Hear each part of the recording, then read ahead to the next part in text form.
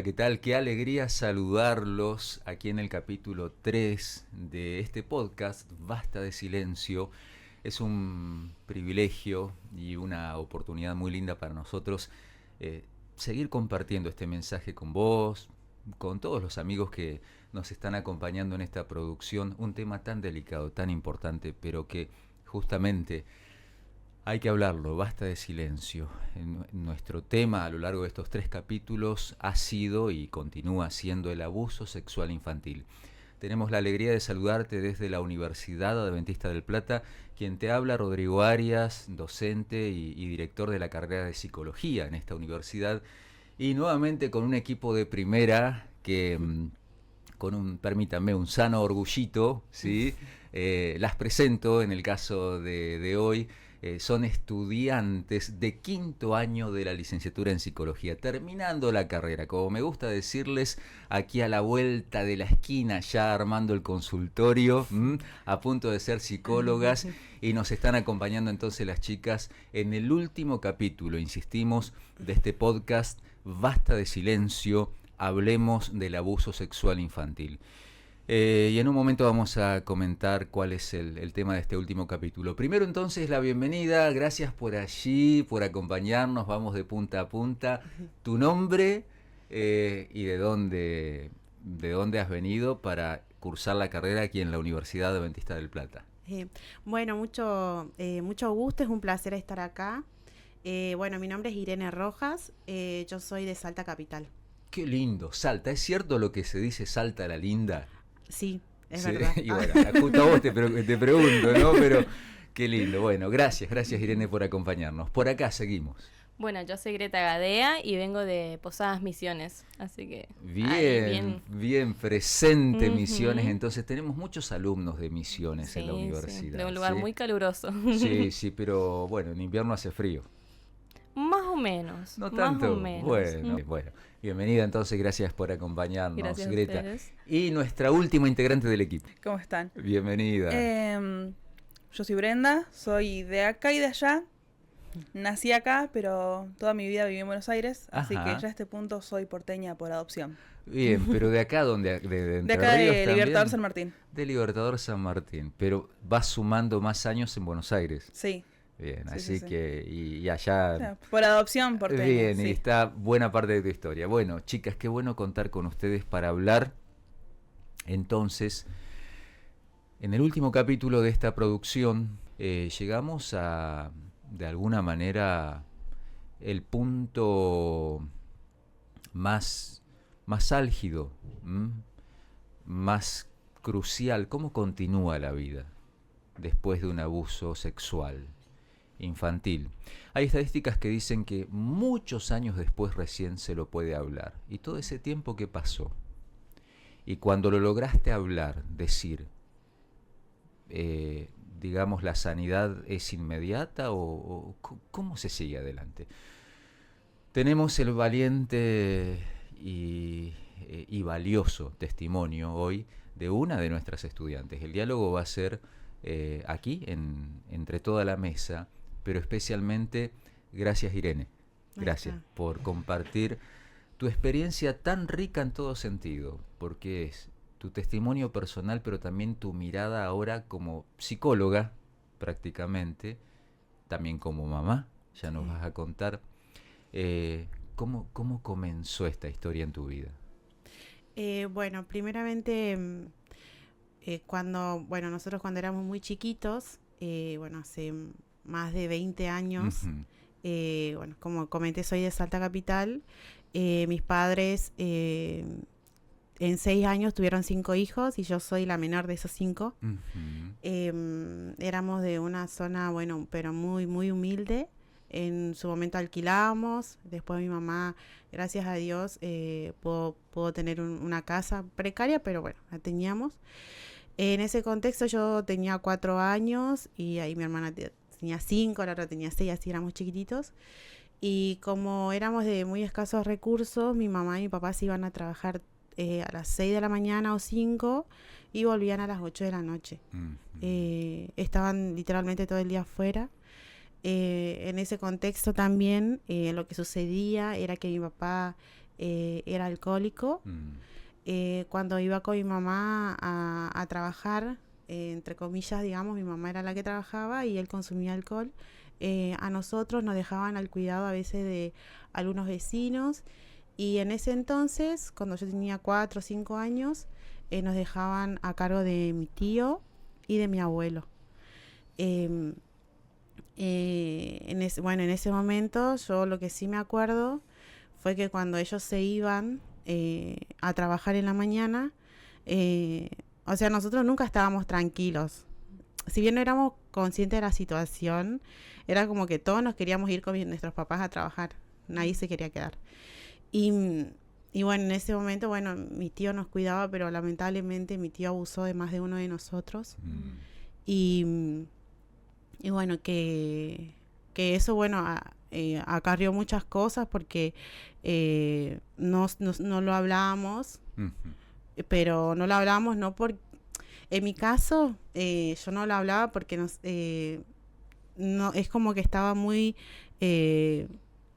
no sé si guardado, pero es como que yo no era consciente de la situación. ¿No entendían qué estaba pasando? No. Me imagino, Ire, que esto debe haber sido difícil de vivir, y me imagino que es difícil de contar. Te agradezco un montón que nos estés contando y que confíes en nosotras para justo estar hoy acá haciendo este podcast. ¿Cómo hiciste después de todo esto? Creo que fuera de cámara nos contabas que esto pasó por varios años. ¿Cómo hiciste después, durante, tu vida, cómo siguió? Lo que pasó fue capaz más en la secundaria. Empecé a tener mucha ansiedad, mucha depresión, que obviamente yo desconocía. Me aislaba mucho socialmente. Tenía sí mejores amigas, pero por ejemplo me tapaba la cara. A los 12 años más o menos empecé como con ideaciones suicidas, y a los 13 años, 14, fue cuando, como mis papás, más allá de todo, iban a la iglesia. Creo que capaz algo que les puedo agradecer fue que nos llevaban a la iglesia en todo ese contexto. Yo decidí volver a la iglesia porque es como que yo, al tener tantas ideas como ideaciones suicidas, hacerles cartas a Dios pidiéndole perdón por tener esos pensamientos, buscaba de una u otra forma como de sobrevivir a la situación, y la única, digamos, el único motivo que yo encontraba era Dios para vivir. Bueno, volví a la iglesia. Irene, perdón, sí. ¿Y eso más o menos ahí qué edad tenías? 14. Me quedo pensando, ¿no? Porque hoy, como casi psicóloga y habiendo pasado por toda esta situación que nos estás contando, podés afirmar que la vida espiritual y específicamente la vida religiosa te fue de ayuda. Digo, porque por allí se comenta tanto, ¿no? Que la vida religiosa te neurotiza más que ayudarte, te genera conflicto mental. Para vos fue clave de ayuda. A mí me salvó la vida literalmente, porque si bien yo no era consciente de que había sido abusada, me ayudó mucho a encontrarle un sentido a la vida, a aferrarme a la vida, obviamente a compartir, porque también le enseñaba a otras personas de Jesús, participaba en actividades comunitarias, dándole de comer gente a la calle. ¿Y eso te daba motivación para seguir adelante? Yo esperaba, sí, porque era todos los viernes de noche. Bien. En un proyecto de ayuda urbana, que íbamos en la noche a ayudar a los chicos, y era lo que a mí me daba sentido. Qué importante, no tenías resuelto, por así decirlo, el problema. No. Porque ya nos vas a contar cuándo pudiste empezar a hablarlo, pero aunque eso estaba ahí haciéndote mucho mal y vos no entendías lo que te pasaba, sí tu vida espiritual y tu vida cristiana en este caso te daba sentido y motivación para continuar adelante, a pesar de las ideas suicidas, incluso como nos contabas. Y claro, es lo que me mantuvo con vida. Bien. Eso. Pero una preguntita, vos en ese momento, cuando tenías 14 años o a lo largo del tiempo de la adolescencia, ¿vos eras consciente de lo que pasó, de lo que No, ocurrió? no, es como que, no sé, es como que quedó archivado Ujú. y nunca lo traje a la conciencia. O sea, yo Ujú. incluso a los 16 años me fui a colportar y bueno, tenía una amiga que bueno, que una muy buena amiga mía, Ujú. que la recuerdo con mucho cariño. Perdón, Irene, quizás Sí. te interrumpo un segundito. Colportar, porque por ahí todos Ah. no conocen el término, es una tarea que hacen muchos estudiantes, especialmente aquí en esta universidad, los veranos, a veces en las vacaciones de invierno también, vendiendo literatura, sí, libros que ayudan a la salud física, mental, espiritual, y con eso ganan una beca. Vos a los 16 años ya estabas haciendo esta tarea. Sí, porque yo a los 14, cuando volví a la iglesia, quería ser psicóloga también. Ujú. Había- Allá a esa edad Sí. tenías decidido. Muy Sí. bien. Qué temprano, wow. Sí. Bueno, quería ser psicóloga y la única forma de costearme los estudios, porque no había dinero en mi casa, Ujú. era a través de colportaje. Bien. Cuando decidí colportar, bueno, al mes, mi amiga, bueno, que se llamaba Cecilia, ella se suicidó. En ese momento yo aún luchaba con todo internamente, con muchos pensamientos negativos, con las mismas ideaciones de hacerme daño, porque hasta los 18 años yo también como me golpeaba las manos Ujú. cuando había momentos como de angustia y a veces uno no sabe por qué o a veces te sucedía algo. Ujú. O en mi caso me sucedía algo y tenía reacciones emocionales muy grandes. Ujú. Y ese fue cuando terminé de esa campaña de colportaje. Volví y las ideaciones suicidas se hicieron muy fuertes. Y fue ahí donde yo busqué una psicóloga de la Ujú. iglesia. Contacté con ella, me dio una cita y ahí fue donde empecé a trabajar lo que me estaba pasando, sin ser consciente obviamente de lo que me había pasado cuando era chica. Bien, Ujú. bien, bien. Y ahí fue cuando entonces empezó a desbloquear la situación, porque hasta el momento vos no le habías contado a nadie No, de lo que ahí, les había pasado o de lo que te había pasado. no, yo cuando tomé conciencia de lo que había pasado fue hace 5 años.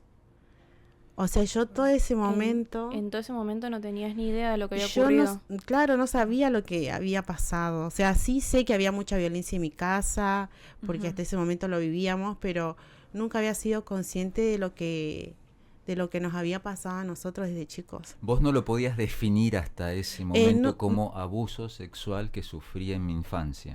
Estaba, como yo digo, estaba archivado en una parte de mi mente, pero nunca lo había traído a la conciencia. O sea, nunca pensé en esa situación, nunca estaba ahí. O sea, Empezaste a Es hacer como- terapia por otras cosas. Ujú. claro, yo empecé a hacer terapia porque mi amiga se había suicidado y yo pensé que, bueno, eso era, obviamente, sé que eso me afectó un montón, Claro. pero las ideaciones suicidas venían de antes, estos potenció más eso, entonces yo, porque obviamente no me quería Esto que hacer daño. ocurrió con tu amiga. Claro, empecé a ir a terapia sola y fue una psicóloga que la verdad me ayudó mucho a mí. O sea, esto que vos comentás, lo decimos mucho en psicología, como que estaba reprimido. El hecho de que algo esté reprimido es como que, como dice Irene, como que lo archivas y te olvidas de que está ahí. Pero no quiere decir que no sientas las emociones o que te haya impactado a vos al ser un hecho bastante muy traumatizante. No quiere decir que la carga emocional no esté.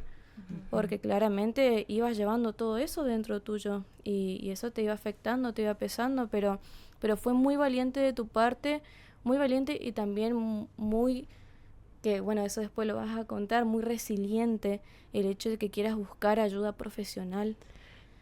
Con respecto a esto de la resiliencia, cuando yo fui como unas 6 veces a la psicóloga. Ujú. La primera tarea que ella me mandó a hacer después de escucharme, porque cuando yo fui me sentí en un lugar seguro, en un lugar donde me estaba entendiendo una persona y es como en mi casa normalmente no se hablaba de nada emocional y bueno, fue ella la primera tarea que me dejó fue que buscara el significado, la definición de resiliencia. Porque es algo que a veces se pasa muy solo y si bien yo no era consciente de la situación, yo nunca dudé de que Dios estaba conmigo y eso me ayudó muchísimo a mí a ser resiliente en la situación, porque cuando yo estaba mal lo que yo hacía era escribir, orar o hablar con alguien. Y a medida que fue pasando el tiempo, bueno, ahí estamos en la parte de la adolescencia. Bueno, te vemos acá en la web, así que lograste estudiar psicología. ¿Cómo fue el hecho de llegar a esta nueva etapa de venir a la universidad? Sí, o sea, yo desde los 14 años siempre quise estudiar acá, lo veía como algo imposible. Colporté 2 veces antes de venir acá y cuando llegué acá estaba feliz el primer día y el segundo, pero es como que después me invadió una depresión tan grande que yo no la sabía manejar y yo no sabía por qué. Si estoy en el lugar que siempre quise, que siempre soñé, me fue bien en el colportaje, es como no sabía por qué no podía disfrutar eso, y también volví a ir al psicólogo.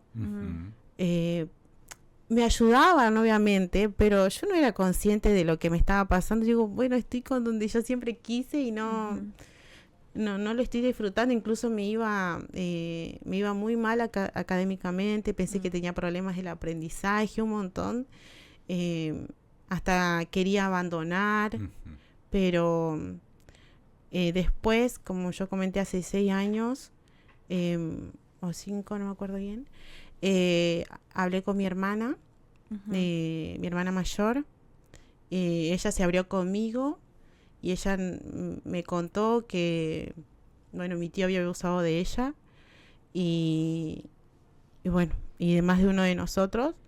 Y fue ahí donde yo, es como yo le habías comentado la otra vez, como una olla de presión que le sacaron la tapa y fue donde yo, sí. Como cuando inflas un globo de más. Y ahí es como que es una explosión de cosas que pasaban en mi cabeza, me pasó esto, aquello, y me empezaba a acordar distintas cosas que obviamente me angustiaban un montón, y que yo le agradezco tanto a ella porque ella fue la que me habló, la que no se cayó, y porque ella también va al psicólogo. Yo le agradezco tanto a ella por no haberse callado y por haber hablado la situación, y que, bueno, eso. Ella, en cierto sentido, fue la que te ayudó a concientizar lo que te había pasado en su momento. Sí, sí. Y hizo que vos pudieras avanzar y ahora no callarte. Claro, cuando yo empecé a ir al psicólogo en ese entonces, porque también me casé, tengo mi hija, eran como pensamientos así como intrusivos que yo no los podía manejar. ¿Pensamientos como cuáles? Por ejemplo, antes de que mi hermana me comente esta situación, yo también tenía como la ansiedad y la depresión predominaban en mí. Pensé que algo malo me podía pasar, algo malo le podía pasar a mi hija, a mi esposo, a alguien de mi familia. Pero entonces, Irene, cuando explotó esta olla, cuando tu hermana te ayudó a ser consciente de lo que había pasado y empezaste a recordar y a darte cuenta, ¿pudiste trabajar eso en terapia o cómo fue? Sí, me angustió demasiado. Es como, yo dije, ay no, alguien más es como, fue mucha angustia, al punto de también no podía concentrarme, no podía dejar de pensar. Pero yo si bien le agradezco esto a mi hermana que me lo dijo, porque yo pude trabajar, todos los síntomas que yo tenía es como que se intensificaron muchísimo más, y al poder trabajarlo y a poder como sacar la basura de a poco, eso fue en el año 2020 más o menos.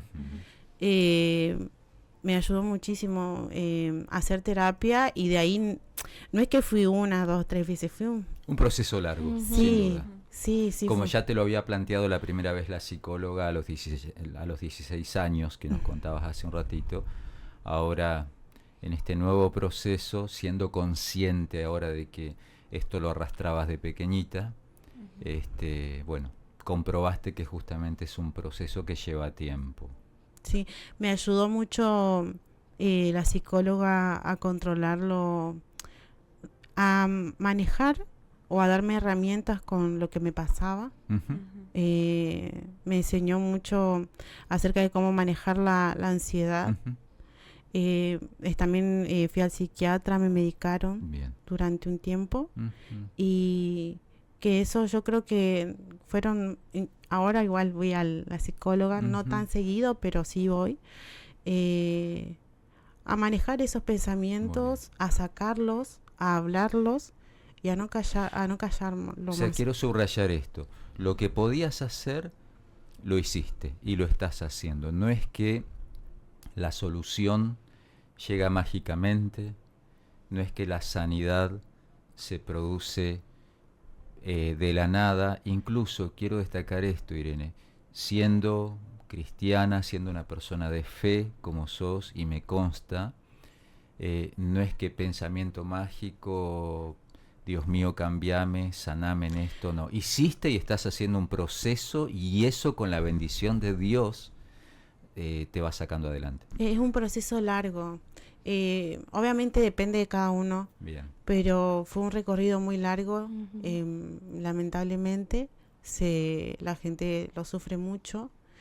Ahora, nos contaste, Irene, un punto muy importante y ya nos quedan pocos minutos. Y la verdad que quiero insistir en esto. Tu historia de vida es tan valiosa y vos sos tan valiente al contarla que necesitaríamos mucho rato más para seguir hablando. Pero como para ir puntualizando algunas cuestiones finales muy importantes. Fuiste mamá en este periodo, ya cuando estabas estudiando acá, cuando se abrió toda esta, vamos a seguir usando la misma metáfora, toda esta olla a presión que estaba allí. ¿Cómo te vinculaste con esto tan tremendo que te había pasado al ser mamá? Cuando fui mamá, alguien que me ayudó mucho, bueno, fue mi mamá y hay varias personas que me ayudaron. Pero bueno, yo seguía yendo a terapia aún estando embarazada. A mí ser mamá es como que me ayudó muchísimo a sanar, no repitiendo lo que digamos me pasó, sino tratando obviamente de cuidarla, protegerla. Desde chiquita, bueno, le hacía estimulación temprana, me informé sobre crianza, de tratar de romper con lo que me había pasado. Y la verdad, bueno, verla, o como yo les había comentado también a las chicas, yo hoy estoy como lidiando con la ansiedad o la depresión de una manera como muy estable. A veces le digo a mi marido, a mi esposo, que nunca estuve tan estable. Creo Qué bueno. que tengo obviamente mis momentos, Ujú. pero es normal, yo creo que siendo mamá, porque Seguro. pero yo le doy muchas gracias a Dios porque es como que eso pasó, o sea, esa Ujú. situación Ujú. cambió, gracias a Dios, Ujú. de mi vida, y yo estoy muy agradecida con eso. Es que pensar, Irene, que estás terminando tu carrera, tenés un hogar, casada con tu hijita y que al desarrollar tu maternidad, Irene, nos contabas, vos ves a tu hijita y en lugar de sentir resentimiento, rencor contra la vida, contra Dios, contra tu propia familia de pronto, con tu decisión, con las herramientas que has ido encontrando y sobre todo con la ayuda de Dios, das ese giro y al criar a tu hijita ves la situación desde otro lugar. Voy a dar el cuidado que a mí no me dieron, voy a proteger como a mí no me protegieron. O sea, es súper valioso lo que estás logrando realmente al haber pasado, déjame usar esta expresión que es muy fuerte, al ser sobreviviente de un trauma como este. Me parece algo importante lo que mencionó de que sanó al no repetir. Ujú. Y es algo muy, muy valioso y muy fuerte porque vos también buscaste la forma de cambiar, Ujú. de tener otro estilo de vida y un estilo de vida en el que vos te sientas cómoda y que tu hija también se sienta bien. Es una forma muy auténtica de amor lo que hiciste y lo que seguís haciendo claramente. Sí, espere. Creo que realmente sos una persona resiliente, y si te vieras vos de 16 años ahora, creo que estarías muy orgullosa de vos misma. Me parece hermoso que puedas hablarlo, que te puedas emocionar cuando ves el cambio. Yo te conozco un poco de fuera de esto, y sos una persona, la verdad, súper alegre, súper feliz. Tu nena es hermosa, y se nota todo el amor y toda como la paz, se podría decir que se sienta al lado tuyo. Sí. Y incluso antes, cuando yo había venido por primera vez, antes de ser mamá acá, yo pensaba que tenía problemas en el aprendizaje, es como un montón de cosas. Y después de que pasó esto, de que hablé con mi hermana, gracias a Dios, sé que no tengo problemas en el aprendizaje. La verdad que académicamente yo nunca me había sacado un 10. Empecé a ir de 18 años acá en la UAP. Y después de todo esto, nunca tuve tan buenas notas. La verdad es que incluso pude descubrir a qué me quería dedicar. Entonces, contanos un poquito eso, aunque el tiempo se nos fue, pero nos contaste eso, capaz que las chicas ya sabían, yo me enteré el otro día y me encantó. ¿Qué línea de la psicología querés seguir ahora que estás a punto de terminar la carrera? si yo al informarme mucho sobre el tema de crianza, con mi hija obviamente, quiero ser psicóloga infantil. O sea, con el objetivo de reducir el abuso y el maltrato infantil. Estoy haciendo mi trabajo de investigación sobre la crianza consciente y el estrés parental para poder ayudar a más papás, a más niños, a más familias también. Excelente. Tu trabajo de investigación de cierre de la carrera, estilo parental y... Estrés parental. Estrés parental y crianza consciente. ¿No? Me dirijo a la cámara, tome nota de esta futura psicóloga infantil. Creo que acá vamos a tener un recurso muy valioso, muy humano, muy capaz y muy espiritual para ayudar con los niños. Tenemos que cerrar, chicas. ¿Algún detalle final que quieran mencionar como para ir cerrando? No, capaz un cachito esto de, lo venía diciendo recién, vos te ves como muy en paz, ya sea con vos misma y con tu situación en general. Y me parecería importante destacar esto que capaz no se habla mucho, capaz es un poquito controversial, pero el hacer las paces, ya sea con la situación o con uno mismo, porque creo que lo hablamos en otro momento, que pueden generar, esta situación puede generar sentimientos de culpa, o que se le responsabiliza a la víctima, o puede haber sentimientos de vergüenza. Y perdonarse uno mismo y hacer las paces con la situación es una forma de reivindicarse uno, de sanar, gracias, lo que desafortunadamente nos pudo haber tocado vivir. Y a mí me gustaría destacar otra cosa, como mencionaba Ire, el tema de que ella tuvo su proceso, encontró las herramientas que le sirvieron, pero hay puntos claves que les puede servir a todos, porque todos los procesos pueden ser distintos también, y el tiempo que le tome a cada uno también puede ser distinto. Pero hay puntos claves que ella destacó: la compañía de Dios, la ayuda terapéutica, la ayuda profesional, el apoyo que también tuviste de diferentes personas a lo largo de tu vida. Esos son puntos claves que a todos nos puede servir. Tu proceso puede ser distinto y eso no lo podemos evitar, pero hay cositas claves que te pueden ser de mucha ayuda para sanar, para perdonarte y para seguir adelante tu vida. Qué bueno.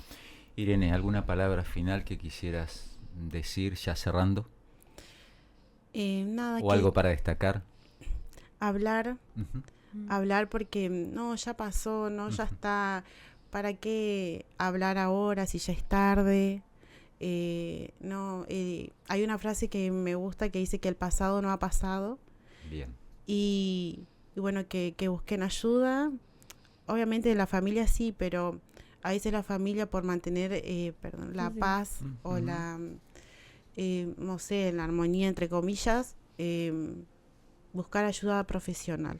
Te escucho y pienso, si no lo hubieses hablado, no solo cómo estarías vos, sino cómo estaría tu hijita. Ay, no. Ya el hecho de poder trabajar, vincularnos con la situación de otra manera para ayudar a nuestros hijos ya justifica, pero además vos estás sanando. Pero me impresiona eso, si no lo hubieses hablado, porque ya está, ya es pasado, es viejo, no podrías estar criando de esta manera, gracias a Dios, y a Sí. este proceso estás recorriendo a tu hijita, e incluso decidiendo esto de ser una psicóloga infantil para ayudar todo lo posible en No, esta yo creo situación. que no. Gracias, Irene. No, gracias a ustedes por darme este espacio, por poder hablarlo. Y espero que esto le pueda servir a alguien, a muchas personas, Sin dudas. para que puedan hablarlo y no callarse nunca más nada. Qué bueno. Amén. Gracias Greta, gracias Brenda y gracias a vos, gracias a usted, todos los que están acompañando este podcast. Terminando aquí el tercer capítulo de Basta de Silencio, será hasta la próxima edición de los podcasts de la carrera de Psicología de la Universidad Adventista del Plata. Hasta pronto. Nos Hasta vemos. pronto, nos vemos. Chao.